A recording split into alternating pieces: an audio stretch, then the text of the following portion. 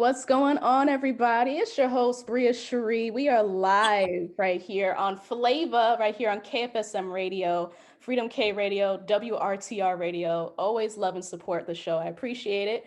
I have two special guests on the show today, not one, but two amazing. We have music royalty on the line right now. I'm just so excited to talk to these two amazing women. One of them is Ms. Elaine Presley. Yes, she is the daughter of Elvis Presley, the legendary Elvis Presley. We also have Faranak, who is an amazing pianist. She was just playing right before we got on, and I was just in a trance the whole way through. So I want you ladies to just tell the world who you are. I mean, like, there's so much to be said. So Elaine, if you want to begin. Okay, yeah, my name is Elaine Presley of Graceland, and I'm here to rock and roll the world and bring a lot of happiness and to deliver movies, music, books, and entertainment and speeches to help people through music and through my experiences of my life as well, and to help people live a better, happy, more exciting life. You know, if it's whether it's a one night of rock and roll and ballads and gospel, or whether it's an intimate evening performing and having dinners and changing lives and giving things to do, or having speeches or learning from my books. That's all good, because that's what we're here for at Graceland, is to help to improve lives of people and bring them happiness.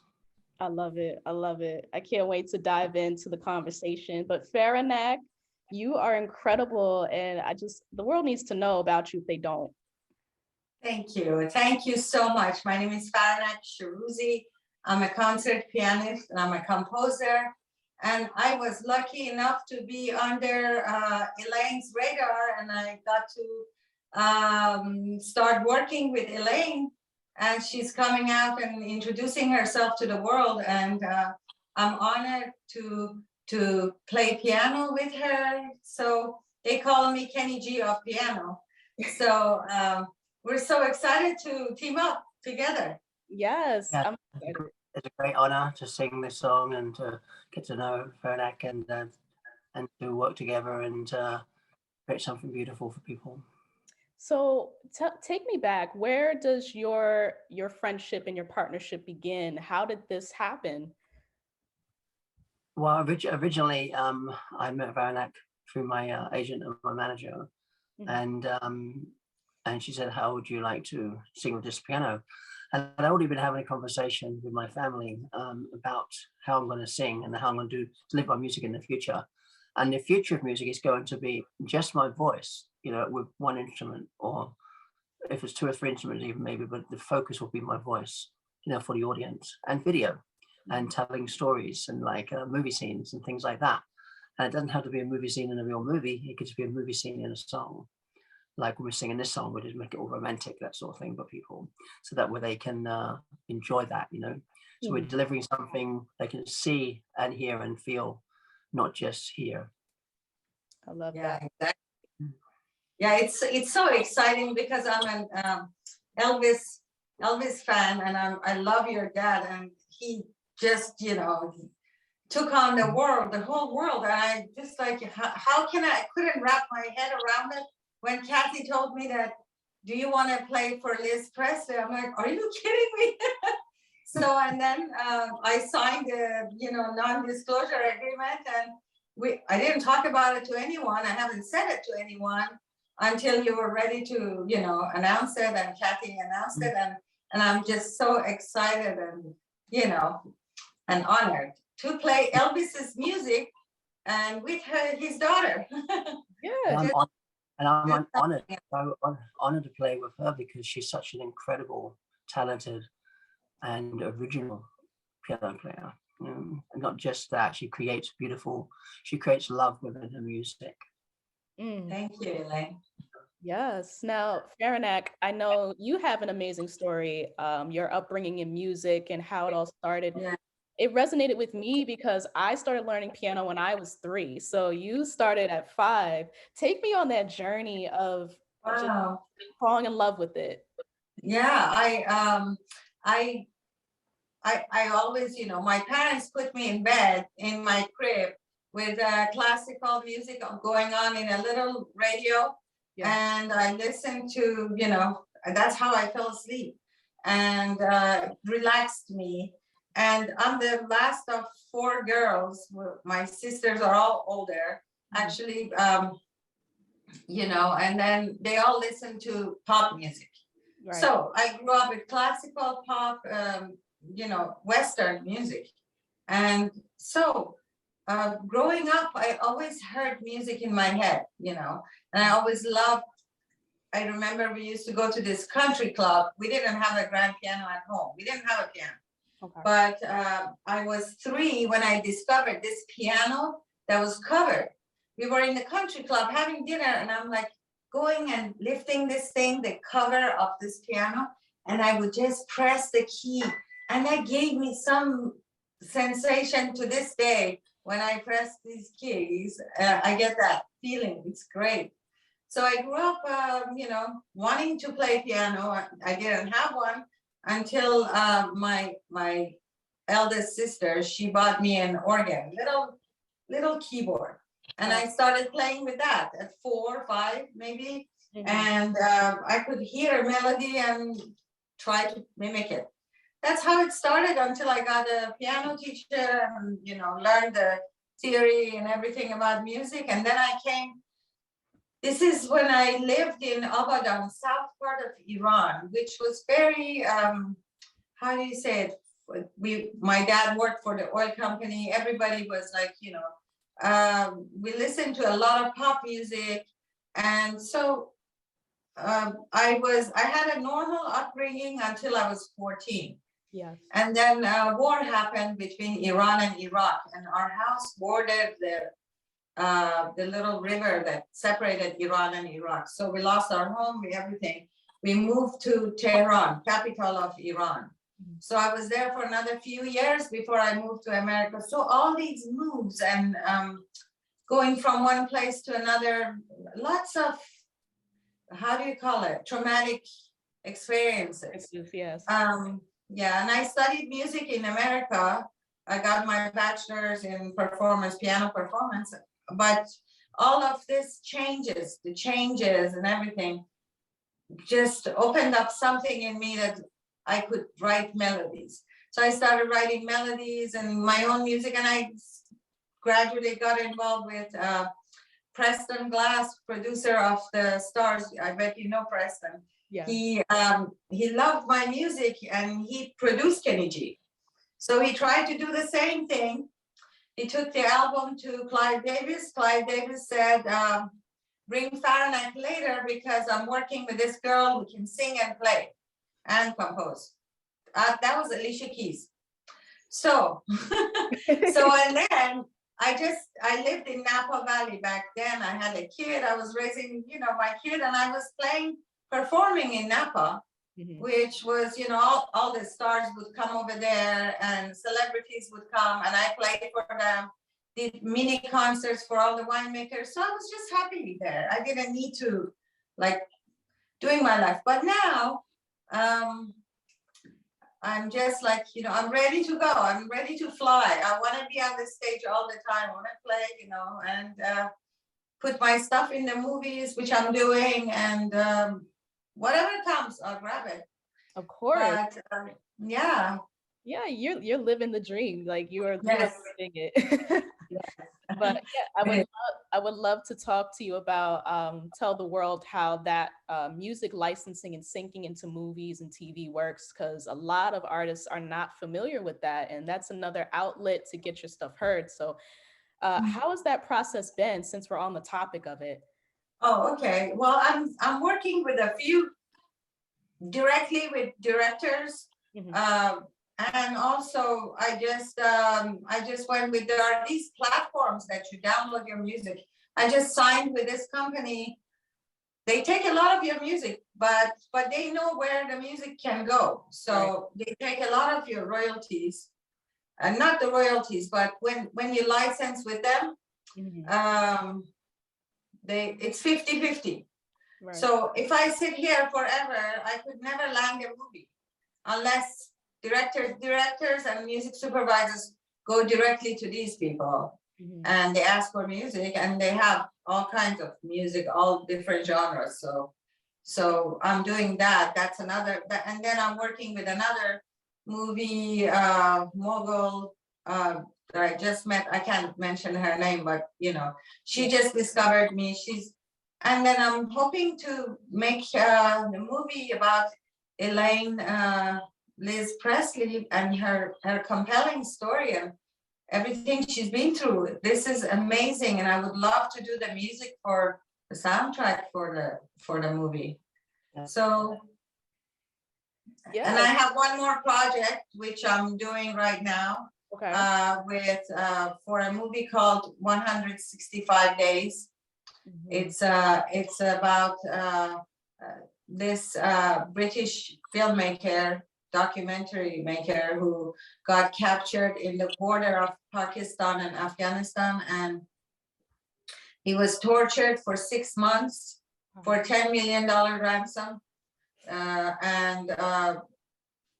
So the movies, they're doing the pre-production, and they're looking for an A-lister to play his part. So it's all coming together. Yeah, I'm not the only composer. Somebody else is doing all the soundtrack. I have the credit part of the movie. That's amazing. Congratulations to you, man. Thank you. Yeah. It's exciting. Yeah, I know. I can't wait to talk to you a little bit more about it, but let me get back to Elaine real quick. Miss Lady, you are part of a legendary family. When people think of rock and roll or music in general, like Elvis Presley is on the list of just memorable acts in music history. Then you have the Jacksons, you have Stevie Wonder, Aretha Franklin, all these people come to mind, and you were born into it. So tell me, how is this life you're living, and how does it all begin?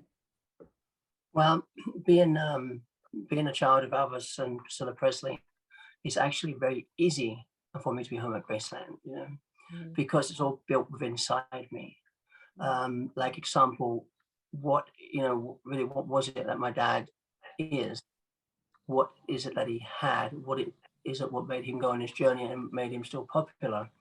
Well, that was our spirit and our insight, and so when we go on stage, that's what we deliver. My dad delivered that. And so when you saw him sing, on stage, he connected immediately to the audience, whatever that was, positive or negative, and he worked with that in order to sing. So being home at Graceland and being home with my family is extremely natural and easy for me. Dealing with some of the fans, I had to learn how to do that over the years, which now, I've got that under my skin. So I know how to do that. That was probably the hardest part of it. But the being home and being part of my family legacy and delivering what we do is very natural, because we do it spiritually a lot of times, when we're performing, when we're interviewing, when we're seeing people, whatever we do, it's very spiritual. And excuse my cough, I'm just getting over COVID.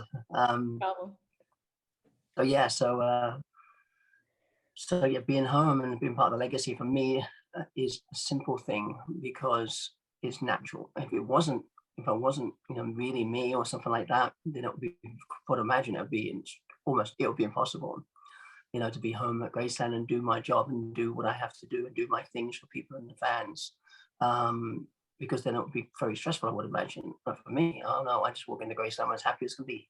I just do my thing, and that's all you need to do when you're me or my dad or my sister, or my mum as well, because she's a big, obviously I'm two parts of Graceland. And one's my dad, which is a happy-go-lucky, reckless, generous, loving, caring, and also, sometimes challenging, And then I'm my mum, which is more on the calm business side, more rational, And so I've got both sides really, and I'm proud of that. Yes, I love that. I'm the same way with my family. Like, I'm half of everybody, just all in one. But I'll be giving away, something to somebody, and and the next side I'll be doing serious business. Going, no, we're gonna do this. No, but I know that you had a little bit of a rocky beginning. You were adopted when I posted the flyer for the show, somebody from Twitter, they're always trolls, but they're like, oh, she's not, the child of Elvis. Like, what do you say to these naysayers who have these comments to say, but don't have the facts to back it up? Excuse me, I used to say everything, to say and try to rationalize, talk for them and explain the story, just being a genuine person. And you can't do that with haters, with trolls. They don't know you. Yeah. So most likely they're sitting at home with a bottle of wine, just drinking their wine with their buddies, that sort of thing, or they've got some problems going on in their life. And that's why you don't want to attack them, because they've got problems going on in their life. So you have to be sensitive to that. Yeah. But they can be ruthless to the core where they could make anybody who wasn't stable commit suicide. So trolls and haters are actually very seriously bad people for this world. And I'm hoping that the government does something about that eventually, because people do get killed and murdered from trolls from school. When your kids from school and you've been trolled on the internet, die all the time, and all different situations like that. So it's haters and trolls were the hardest thing for me to understand. So how you deal with them is silence, because that's the only way you can deal with them. Because no matter what you do or what you say or what you provide as proof or evidence, all this stuff, they will still say, well, yeah, we still don't believe you, So like that. So that was very tough, because what was tough for me was the ruthlessness of it. They're literally like murderers, these haters, they are. And so dealing with that psychopathic nature of someone's mind, it's very hard to deal with. So how I deal with it now, I just don't deal with it at all. And that's the way to do it. Just ignore it, because they don't need to know. Like, and and coming home to my family was a big, long enough journey for myself. I traveled a very long time to come home, and I was very lost for a long time. What I mean by that is I was lost I thought my parents were my parents I had.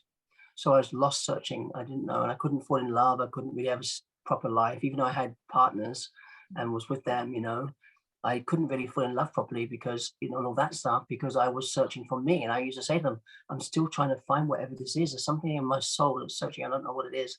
And I kept searching and searching and moving forward in my life. And, and it wasn't until I found me that I came completely happy, So that was a long journey from that point. And then when I'd finally won, I had to go through 7 years of a federal investigation, and then I had to win that. And that's one of the biggest cases in America. And I won that, because I'm me, obviously.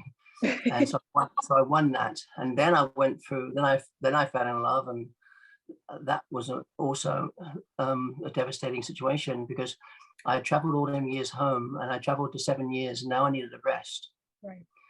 And so I fell in love, and then that didn't work. And so I just collapsed. I literally got the rest that I needed after coming home after the 7 years, because I collapsed and I got COVID, and I just couldn't even move for the last, 2 months or so, And so that was very, very difficult. And that was unwarranted, really unwanted, because I already needed a rest at that point. But now I've gone through all that, and now I'm back again, and I'm very happy, very content, very together, and ready to continue my life home at Graceland and do great things to the world. But I've changed a lot, as well. Coming home over that period of time, from being lost to being found, going through immigration and beating down and then building back up again, I've become a much better person. I was a little wild before, like my dad was. Right. But I've had that kind of seriously knocked out of me. Don't get it wrong. When I go on stage, I'm going to do rock and roll, and I'm going to be crazy. But get ready, I'm going to be crazy. Okay. But, exactly. But I have changed a lot. I became. Basically what happened was I became my mum's and dad's child, as I would have done if I had have been at home all along. But I went around the roundabout to get to it. But I still ended up in the same place as I would have done if I had have been home all along, being told what to do. But I still ended up in the same place, but it was another journey to get there. But I'm now at home, stable, love my mum and love my dad, obviously, and my sister and my brothers. I love everybody, and I just love the world, and I can't wait to be out there and help people and give people a smile after this COVID. We all need it. I mean, it's been a rough 2 years now, and so I'm happy that things are, starting to get that silver lining. yeah, that's another thing that my mum just brought up the movie for my dad with Tom Hanks. And one of the things she said in that movie was something I'm so glad she put in there. She said this was a destined journey. It's right. My dad never planned on being Elvis Presley, and I didn't plan on being Elaine Presley coming home to Graceland. Right. It just happened. Destiny. Like she said, it's destiny. It is destiny. There was no plan. There was no like dynamic plan, business plan around a little meeting table going, oh, let's do this, you know. No, it just naturally happened. And so it's destiny. And as Mum, you're right about that so much. I really hit home that did. It is destiny, you know. We didn't choose this path. This is who we are as people. And but even though I went through all that and I've come out the other end and I survived, I'm one of the lucky ones, aren't I? Because in COVID, look how many people we lost. Yes. If not millions of people, and millions of people dying daily who are sick and ill. I'm just lucky I'm still here, and I'm hoping I can stay here for God allows me to stay here to continue my journey, you know. Yes, I'm glad. I'm happy that you are happy, you're living well, you're doing well, and you're here tonight to talk with me. So it's a pleasure. Yes. Yeah. And thank you for having me on your show. It's such a delight. Thank you. I appreciate it. Faranak, now, Yeah. yes, back to you, girl. Yeah, we have a lot of music to do. Me and Elaine. Of Well, you know, course. well, also with Faranak, I noticed when she said what her journey, what makes the music magic for me and her is that she went through a similar journey as I did. And so therefore, when she plays her music on that piano, it comes out there. You see in the piano, what she has in her soul. And that's why two voices with a voice and the piano will work. Yes. Because normally you have somebody on the piano and I'm singing, you know, wise men say only fools rush in. And then playing the piano, it just doesn't click.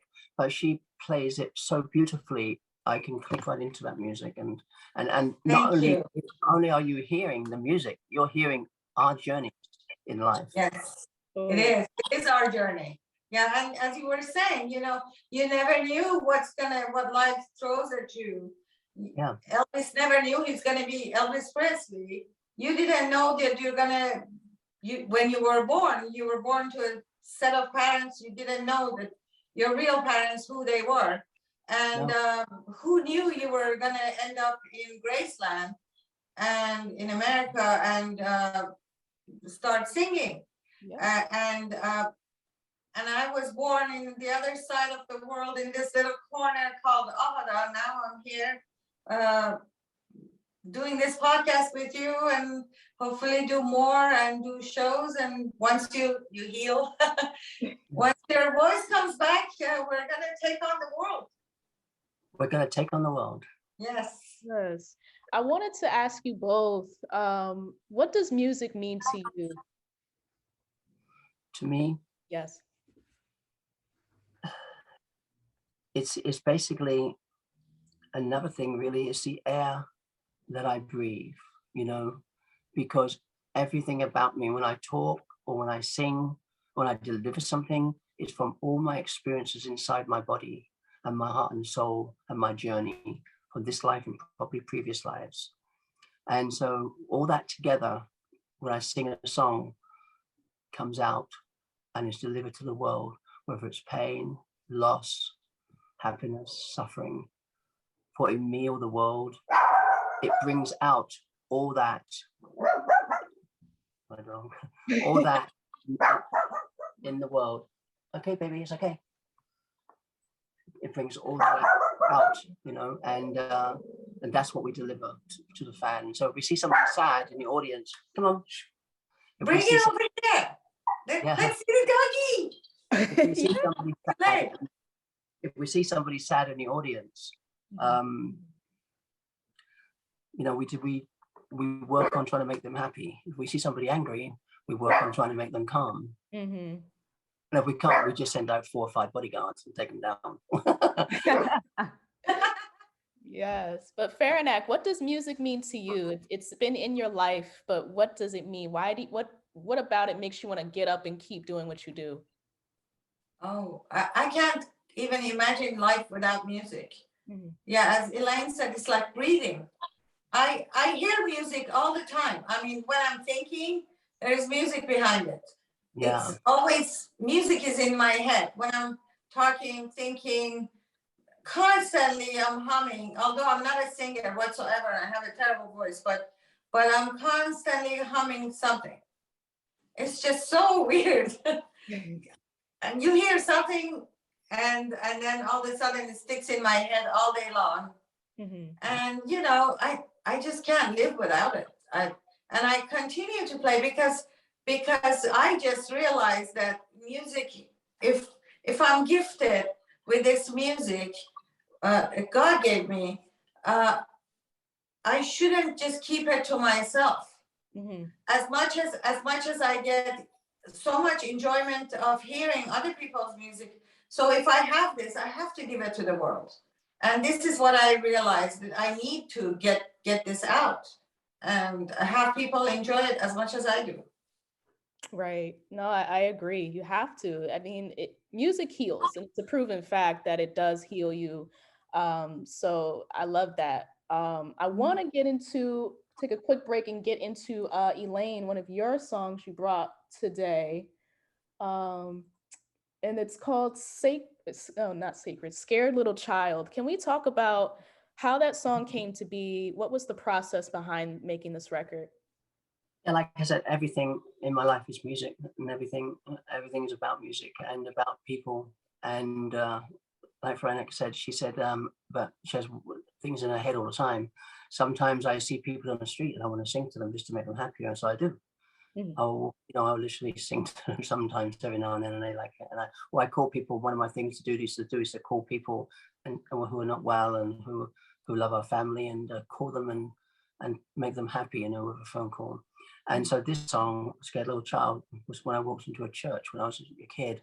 Obviously, I know I was very troubled as a child, very happy, but very troubled too in the family I was in, and because it wasn't the right family, but I didn't know that. So I used to go to church and pray to God. And one day I used to pray at the altar. So one day I prayed at the altar and looked up, and there's three beautiful angels. And I ran out from the church, and I was scared. And I slowly walked back into the church to see if I could still see them. And there was nobody in the church, and they were gone. From that moment forward, I knew God was by my side. And that's what that song's about. Mm. And that church in the cover art is the church in Cockleshall, England. That actual church. I made it kind of, on fire, because that's how it was. Imagine you walking into a church and you feel, and when I walked into the church, anytime I walk into a church or go anywhere near a church, okay, I feel the journey, the church and everything about it coming at me, and I can feel everything.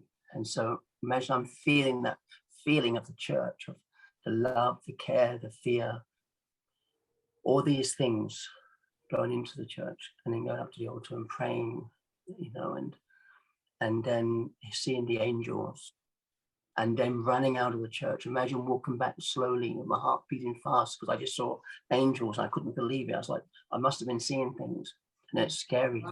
And so I was going back into the church to see if I could see them again, and they were gone. But I knew then when I left, wow, God is right by my side. And that's what that song's about. All right, let's get into it. Scared Little Child right here on Flava.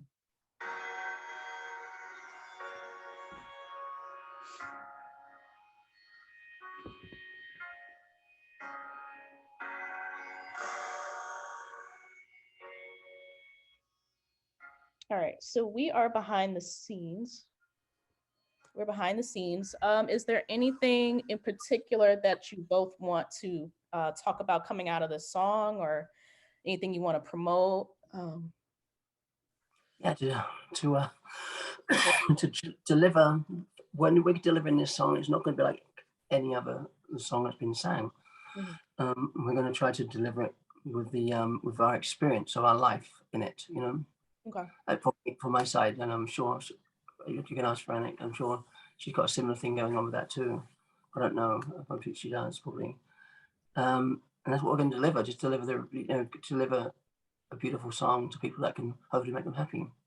And we're gonna do our first single, I Can't Help Falling in Love with You. So that's gonna be our first single. Awesome. Yes. Okay, so we can talk about that. Mm-hmm. And then we can also play your record, Faranak. If you want to like play on the keyboard after we come back in, we can do that too.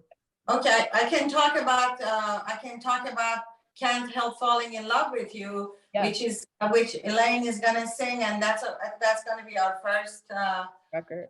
release. Okay, yeah, let's do it. Okay. Alrighty.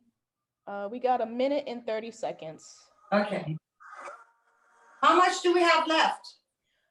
We have 30 minutes, but I can go over a little bit. So yeah. So we got time. All right. Yep.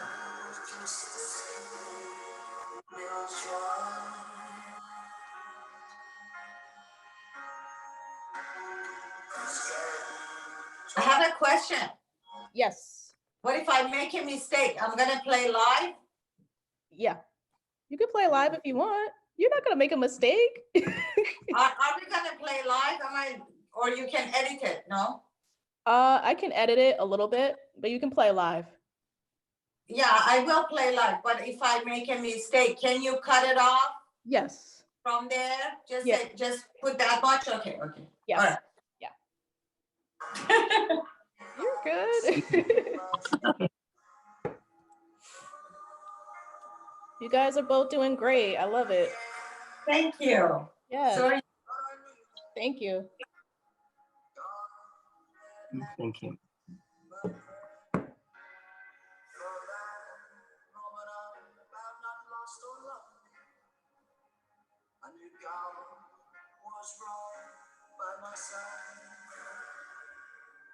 Got a little bit of a minute left.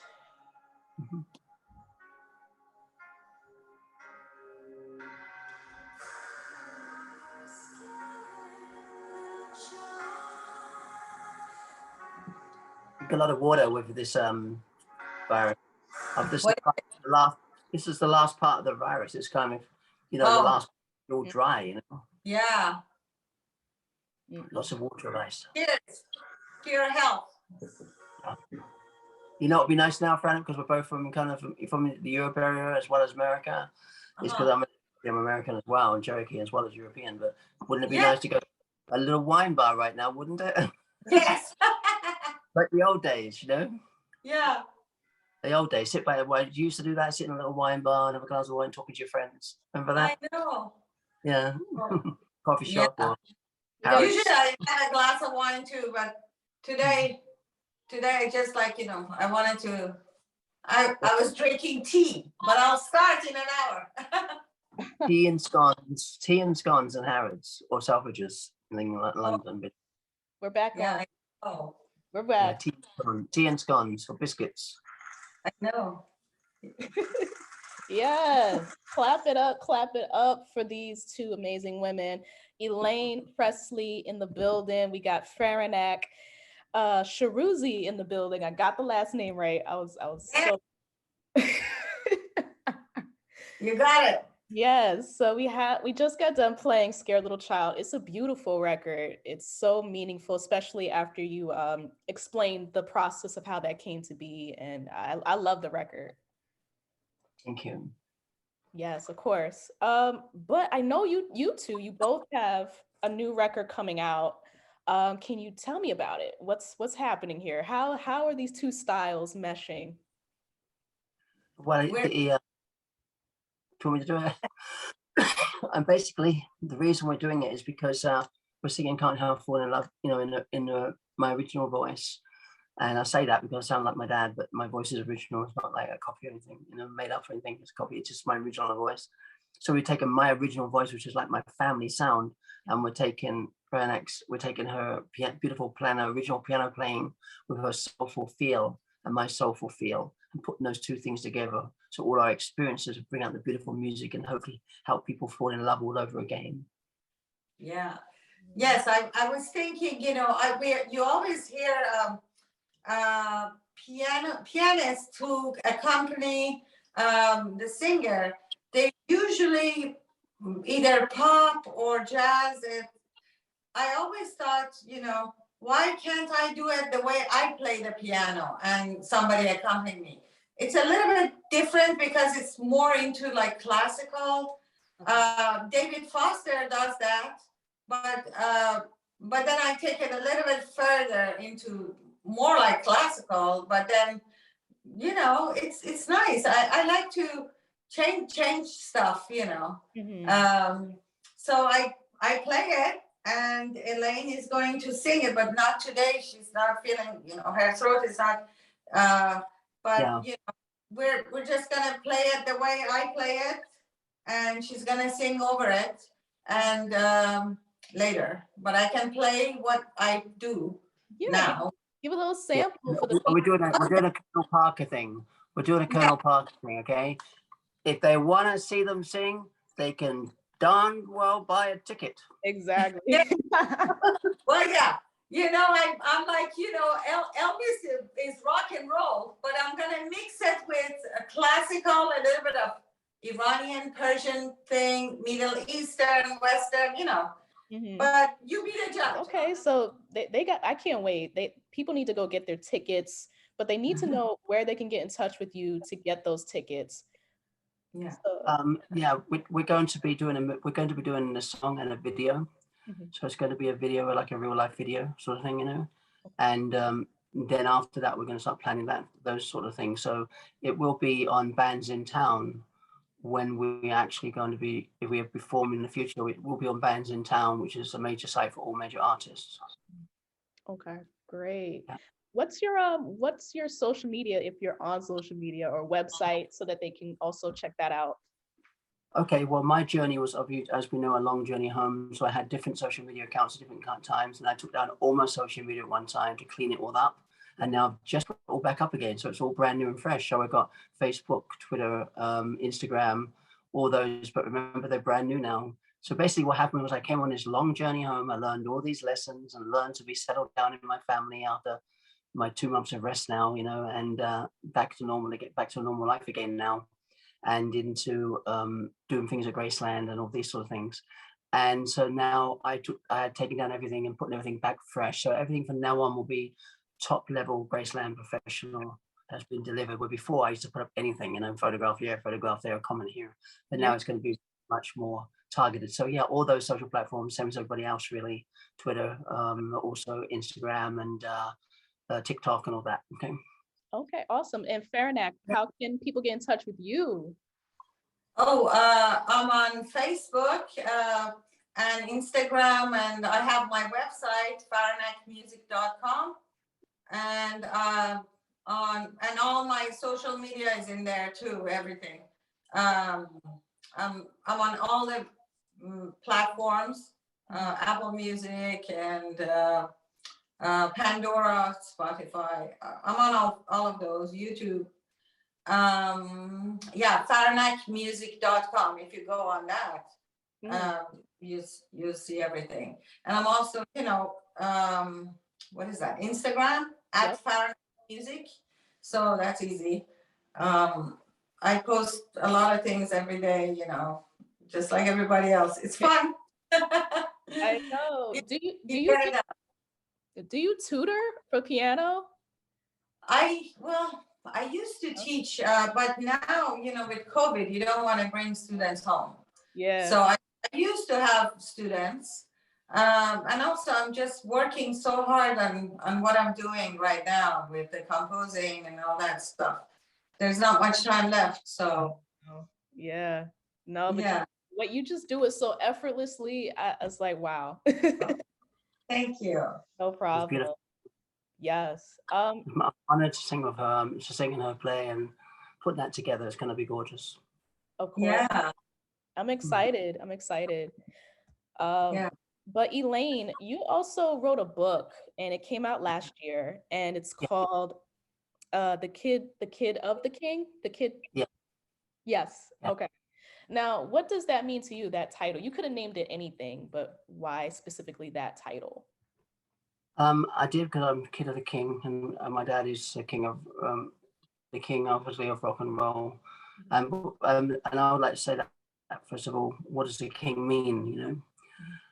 Well, my dad would always say he's not the king, and that Chuck Berry is the king, you know. And of course, that would be argued by Little Richard, you know. But Little Richard was more of a different type of scene than just rock and roll. So I would believe my dad would think the same as me, that Chuck Berry was the king of rock and roll when it comes to the king. But what is a king really? My dad was a king too, and now before I used to say to people, no, Chuck Berry's the king, not Dad, you know, and God's the king. But now what a king is, actual fact, is a spiritual meaning to it, and it's true. We have a deep spiritual feelings, like we can feel what people are feeling. We can, like, you know what people are going to go through or going through and stuff like that. So that's what makes, all kings had that, you know, had the premonition of being able to see what's happening, you know, in their surroundings and feel and make decisions. And that's what my dad was. He could do the same thing. He went on stage, he used to feel everything, you know, and that's how he performed, by feeling and not by just singing. He felt everything. And so Kid of the King, that's what it is. You know, I feel everything too. And my dad's a king in that way. And so I'm the same way. So I'm the kid of that, Kid of the King, kid of my father, Elvis Presley, and my mother too, Priscilla and Wagner. I knew her by, and now Boulay, of course, her adopted name as well, and Presley, her married name. So it's about my life, and everything in it's 100% factual and truthful. There's nothing in there made up or put in there or fillers or anything. It's totally, literally what I lived. Totally, it's 100% real. And I deliver that to the world in order to help other people on their journeys they're going through. Of course, yes. I think it's definitely needed to tell your story. You have to. It needs to be told, and you deserve that. You know. So the fact that you did that and you're brave enough to put it out there, no matter what, I commend you. Yeah, and I wrote one for my mum too, called "My Mother's a Princess." I have two brothers, one in Nashville, and I also have one, my mum's other son, called Navarone, and and we were talking one day about blackberry pies, because I used to, like, in the book I made blackberry pies for my mum, adopted mum, used to go and get the blackberries. So I was so surprised, even though I shouldn't be, because we're all the same, you know, we're all the same DNA. And he loved blackberries too, and he made blackberry pies and had his own blackberry bushes in his garden. And congratulations, Navarone, for getting married recently. And so I said, "You're going to make mum a pie?" He goes, "Oh, make a strudel." I said, "That sounds good too."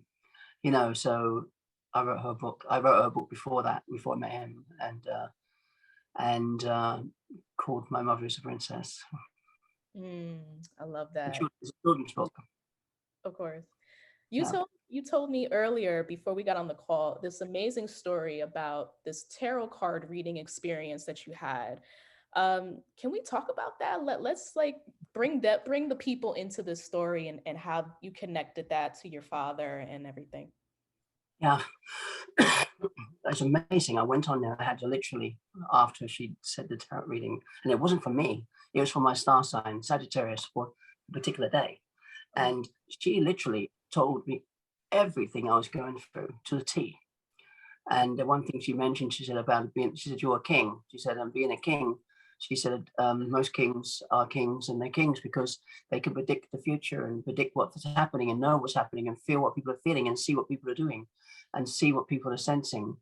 And that's what my dad did. That's what makes him a king. And so, but it's amazing. I never really looked at tarot card readers, and I never did this time either, really. What happened was I was looking at other things on YouTube, and it just popped, said Sagittarius and the day's date. And I listened to it, and I was so floored by it, because everything is exactly me. And I had to say to myself, "Well, hold on a second, she doesn't even know you, this lady." So, you know, but it's exactly my story. And she told my love story in my past that I've been through with my past partner, and you know, the future of that and everything, and all this sort of stuff. And it was 100% correct. So now I listen to my daily horoscope every day on through tarot readers. Oh, wow. Oh my goodness. So you're a Sagittarius. You're my best friend, Elaine. I'm an Aquarius. So Oh, yeah, Aquarius and I have Saturn. no idea what that means. Oh, I'll tell you one day. I'll tell you. That's good.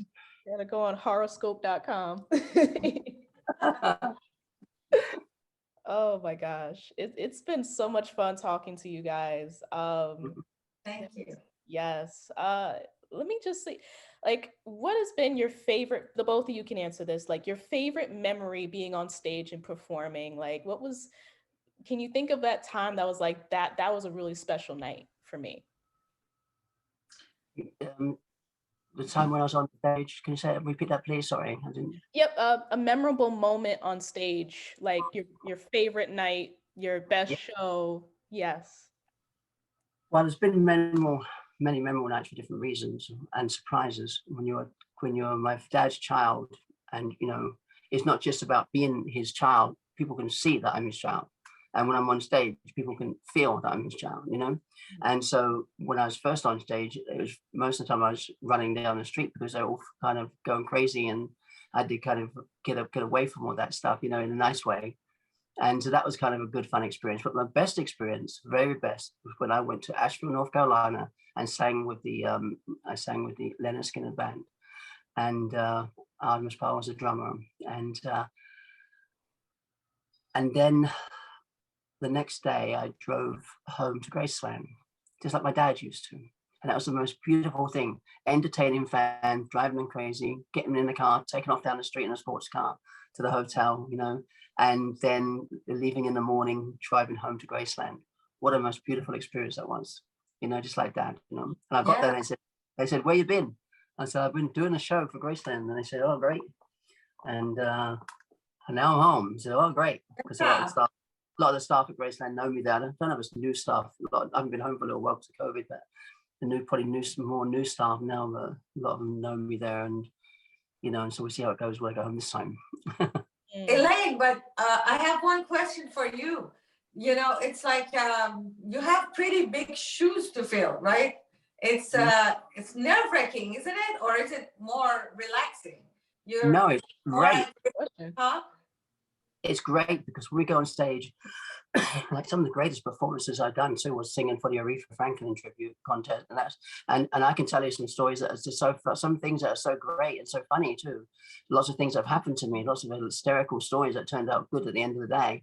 And when I was tested, when I first came home, sent into different situations, see if I could survive in those situations.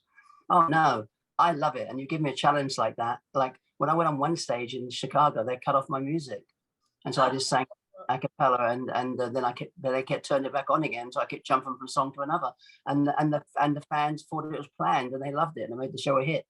So people trying to destroy what we did. Me and my dad have a habit of turning it around. I love doing that. And I love going on stage. Like when I go on stage, one of my favorite sayings is going to be when I go to Memphis and do my first show. I'm going to get ready for Memphis because I'm going to go on show. I'm going to walk up there quietly, just quietly look at the audience. And I'm going to say some wonderful things too to appreciate the police department and all that as well. But my new motto is, are you ready? We're going to send you to hell with rock and roll. We're going to make you fall in love with my ballads. And then we're going to take you home to God with gospel. Are you ready, Memphis Sellers? Hey! I love it. I love it. I can't wait to be part of this. I'm so excited. Yeah. Live, do this live. Yes. Now, Faranak, like, what's been your favorite performance, your most memorable performance you've done? Oh my God. I have to tell you this, years and years ago, I partnered up with one of the guys in our symphony in San Jose. And he arranged my music. He found the best musicians and everything. We went around and did unplugged piano music, my piano and saxophone, guitar, percussion, all kinds of percussive instruments, but all unplugged with a bass that played like cello. That was him, wow. Andy Butler. And we worked together. Our first show was opening act for this guy. He was a famous guitarist. His name is Jesse Cook. But at that time, he was just starting, and I was just starting too. But so we had, actually, that wasn't an opening. It was both of us were doing a show together. It wasn't an opening. So, and then this was our first gig. Here I am, my first show as doing a first concert with, it was me first and then Jesse Cook. I don't know if you know Jesse Cook. He's a very, very amazing guitarist. Flamenco guitar, Spanish guitar, and amazing band, fantastic percussive, sound.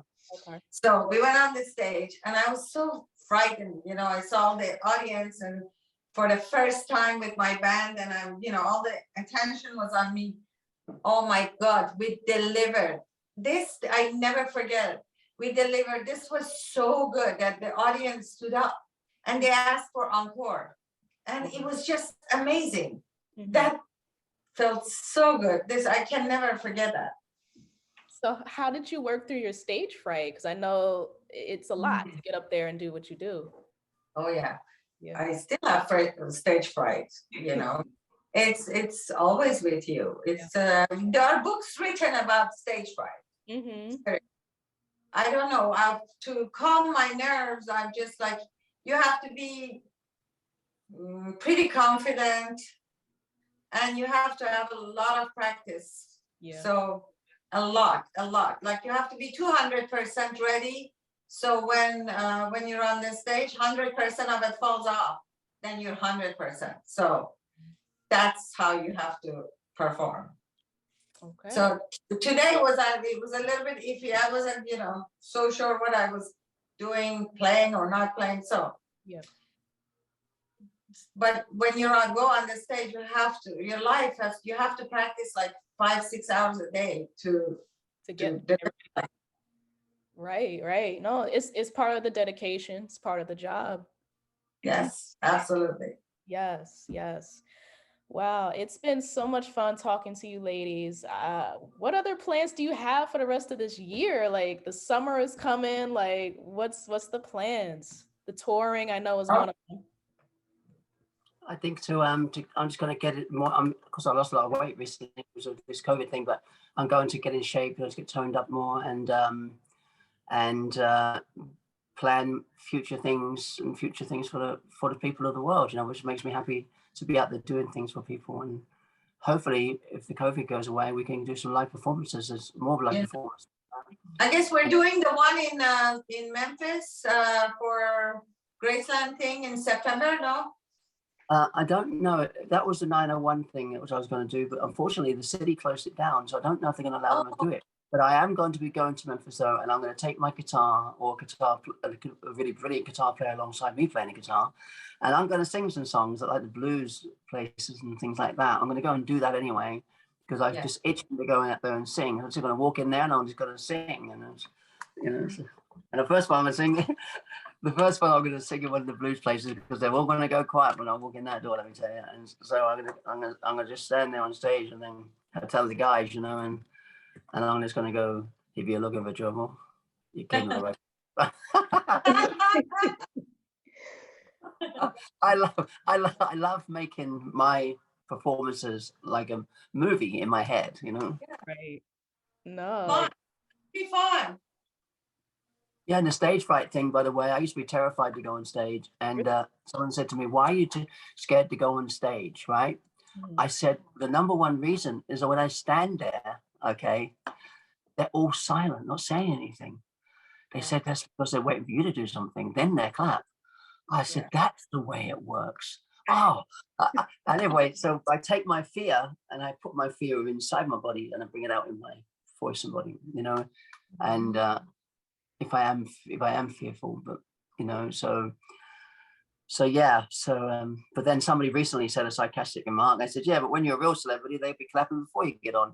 I can't. That's true.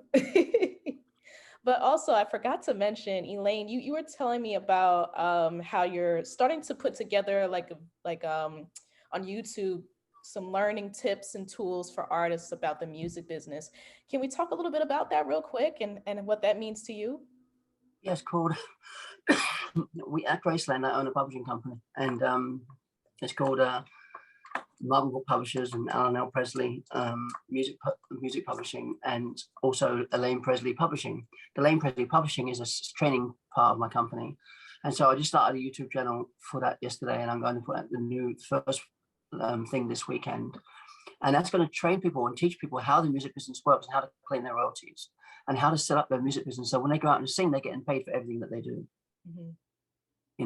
And to do it right, because most artists aren't getting even 10% of their money. And so it's all going to be free. I'm delivering it from the Presley Foundation at Graceland, and we are delivering that free to the world for any artist to be able to get all their music royalties, without having to pay fortunes to hire people to try to figure it out. I'm going to show them how to do it as sackling, Okay. I love it. I love it. It's definitely needed. So I'm definitely going to be checking it out. Thank you. Yeah, a lot of people do need that because there's no point, don't get me wrong, we all do it because we love music, right? But you have to be able to pay your bills too. Yeah. And so the great thing about it is, I think I've got it here, so look. It's either here or somewhere else. I've actually got it here, so we can get lucky here. The great thing about it, I'm going to show them not only how to set up their music career. Which one is it? Hang on. See if I can see the right one. Not only going to show them how to set up the music career, I'm going to show them how to really enjoy the music career by having a music career debit card. Oh, wow. So when they make royalties, they can go and use their debit card to go and buy coffee and sandwiches and clothes or whatever they need to buy, a new guitar, whatever. So they're going to get a debit card along with their training. Yeah. Okay, they can go and spend it and be cool. No, what do you think? It's blowing my mind because I'm like, why has that not been thought of already? Yeah, that way. Great idea. Yeah. There's nothing more exciting than taking your debit card into a coffee shop and going, coffee, please, and a donut thing, and that's from your music royalties. Great idea. It's and to give you an example, the music royalties most people are getting now, for 200 plays, they're probably getting 2 cents, right? No, for 100 plays, they're probably getting 2 cents. After I've trained you, you'll be getting $2 for same 100 plays. Wow. You got 100,000 plays, add that up. Wow. Yeah. Debit card time. Yeah. Shopping time. Yes. Oh man, I love it. I enjoyed the time, ladies. It's been so great getting to talk to you and learn about you. Yes. You're both more than welcome to come back on whenever you got something else going on. And I have something going on right now. I had my sergeant job. I had my new release. It was released yesterday. I thought you had the music. Maybe you wanted to play it. I do. Oh, we still got a little time. We could get into it. It's called Circles of the Mind, right? Circles of My Mind. Okay. Yeah. So what's that about? Can we talk about like the process of that song, what it's about to you? Oh yeah. This was something that happened to me and something that was going on for a month in my head. Not a month, maybe 2 weeks. And it was bothering me. So it kept going on and like a circle. And if you play it, it's this little thing that keeps repeating and it gets bigger and bigger and bigger. So so that's how it started, like this.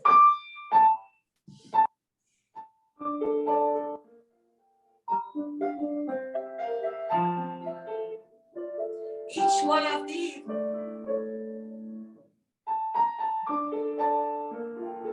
like that. Each one of those is like a circle. And that's how it started. I developed it. It was something in my head that kept repeating. Some thought. Yeah. And something that was puzzling. And I was wondering what's going on. For a couple of weeks, I was questioning. And it came out like that. So let's hear it. Let's hear it for the world. This is Circles of My Mind from Faranak Shahroozi. We'll be right back with more.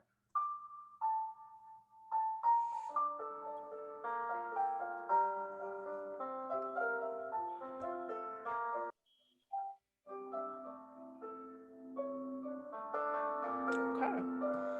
So we are behind. Yeah, I'm playing it right now.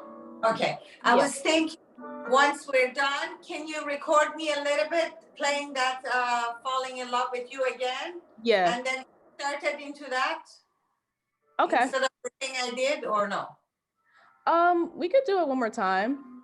Okay, good. You're playing it, yeah. Yeah, because I want to post this everywhere and I don't want to, there was a mistake, just let me do a nice job. Of course. Okay. Thanks.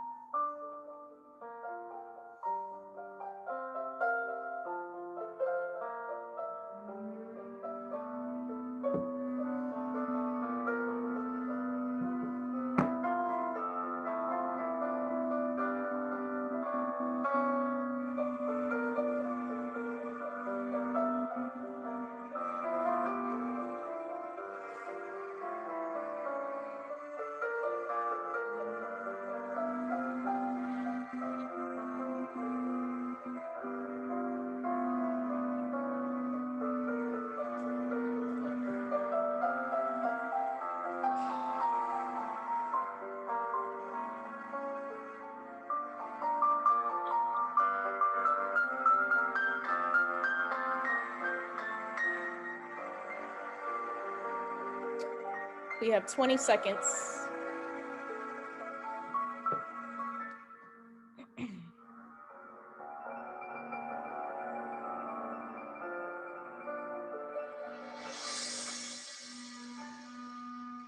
Yes, welcome back to Flava. You just heard this beautiful record from Faranak Shahroozi, Circles of My Mind.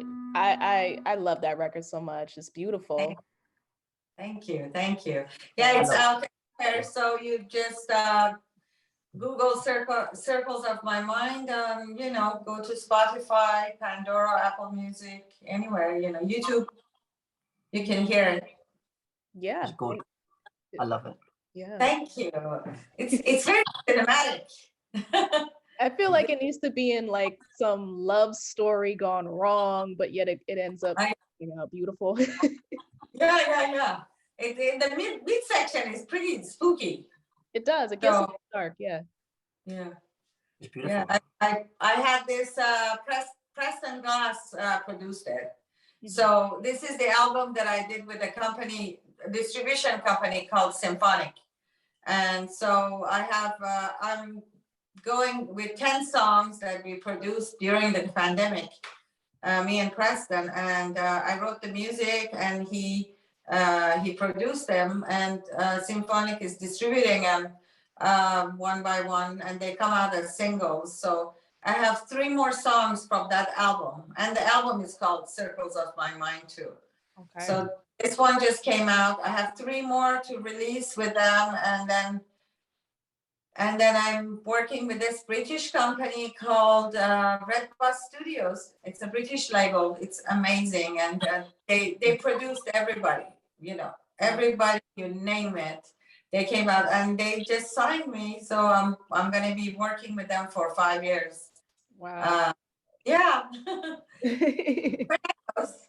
And my first single with them is called Smile by Charlie Chaplin, Charlie Chaplin, Smile. I'm gonna, that one is coming out. Originally was supposed to happen by the end of February. So, but I think it will be mid-March. Okay. Awesome. Now, I know you wanted to play one more record on the piano, the Elvis record that you're doing with Elaine, right? Yes, the one Can't Help Falling in Love with You. Yes. Okay, so you want to hear that? Yes. I'll just play part of it, okay? Part of it, yes. Yeah. Okay, this is my interpretation of Elvis's famous song.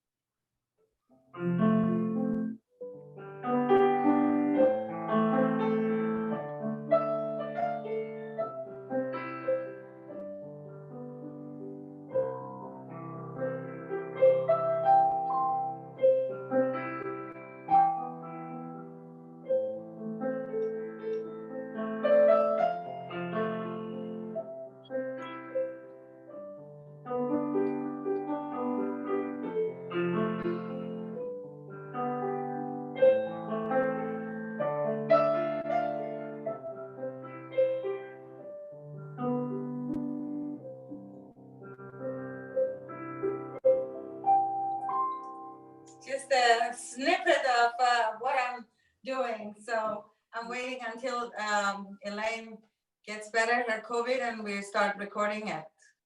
Yeah, it's going to be. Yes. I can't wait.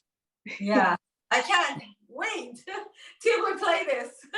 Yeah. So what's your take on those 2 star signs then? So you've got Sagittarius and you're Aquarius, right? Yeah. What's your take on this? We're going to be best friends. We already are. Yes. Yeah. I get along with Sagittarius pretty good. Yeah. Actually, I have my best friends are both 2 best friends, Sagittarius. My childhood friend, her name is Beatrice. We grew up together in Abadan. We were schoolmates and neighbors, and now she's here in America too, and she's in the same town. We're still best friends,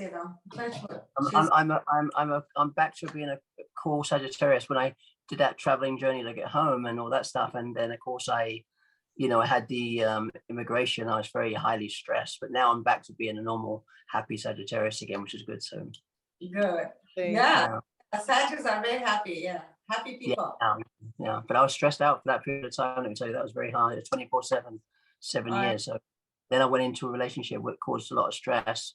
And when I needed it, so I literally passed out for like a couple of months. And now I'm beginning to feel really good. Apart from this cough and this COVID.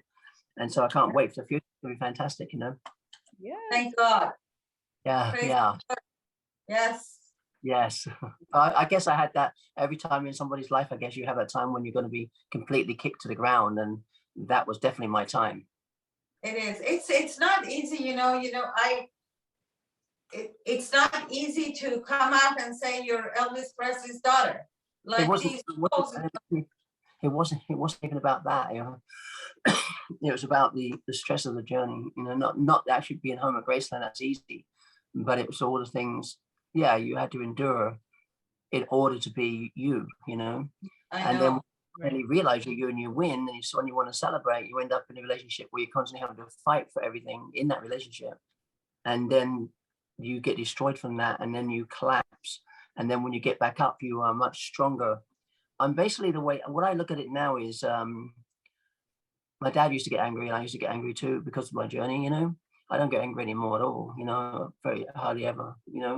So that's good. So that's a big improvement. Not getting angry like daddy. And then now I'm the way I'm supposed to have been all my life. So basically, what happened? I came home to Tennessee. I got my ass truly kicked big time to straighten me out to be home at Graceland correctly. But it sure the heck was a hard way to go, let me tell you. And you had two things to fight for. I mean, your gender, your actual being, and also on top of that, proving to the world who you are. It's a lot. Yeah.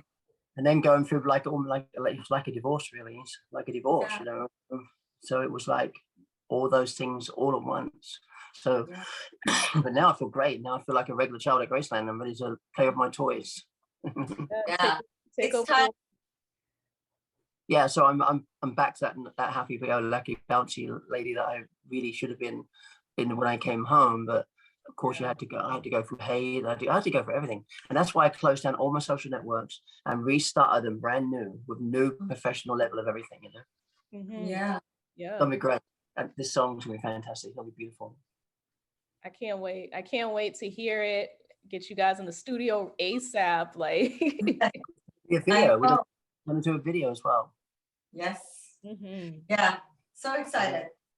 Yeah, we're gonna have a video, and I'm coming to see Faranak, and we're gonna go and do a video of it, and put it together. It'll be beautiful. It's gonna be great. Well, I like I said, it's been a pleasure talking to you both. We are out of time. It's been so much fun. I just love the combo, and you guys just keep on making music, keep on making this world happy. Yes. Oh, thank you. Thank you. Thank you. Thank you. Yeah. All right, y'all. That was Flava. Be sure to tune in next week for more amazing music conversations with artists. This is your girl Bria Cheri. Man, keep in touch with me. Follow me on Instagram and Twitter at Bria Cheri _. And we will see you all next time on Flava. Thank you for everything. Thank you. Thank you guys. Yes. Nice. So